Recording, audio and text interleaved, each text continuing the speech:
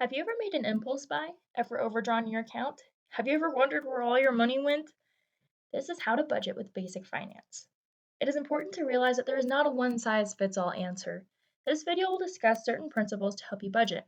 These principles are true regardless of your situation, and it is up to you as to how do you decide to apply them.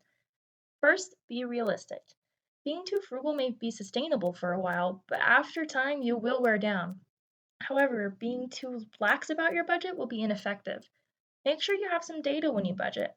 If all you do is guess about how much you will spend or have spent in the past, then your budget is very likely to fail. This brings us to our next principle. Have a detailed written goal. Whether it be paying off a credit card, saving for a new phone, or saving for a vacation, make sure that your goal is written down. Then further plan out how you will spend and save your money. Estimate how much you will make and how much you will spend. Know your weaknesses. Where do you usually overspend? Make a plan to overcome this. With the leftover savings, be sure you plan where the extra money will go.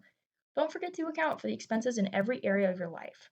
Speaking of life, realize that there will always be things that you don't see coming. You may suddenly have a medical bill or your car breaks down. When these things happen, don't get discouraged. Simply adjust your budget and move on. It is because of these curveballs that as soon as I get paid, I make the hard decisions first. When I say make the hard decisions first, I mean I don't put off going for my goal. I either put my money in a rainy day fund or put it off towards reaching my goal the day that I get paid. Once the money is there, I don't touch it unless an emergency arises or it is used for a budgeted expense. Major emergencies don't happen every day, but the minor day to day decisions you make are ultimately what will make or break your budget.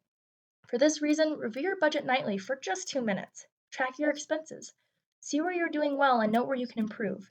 The it's only $5 mentality is a very slippery slope, so it's important to keep yourself in check. Awareness is everything. Something that has helped me improve my daily financial decisions is to think about saving as earning. When you decide not to buy that $4 coffee, think that you made $4 instead.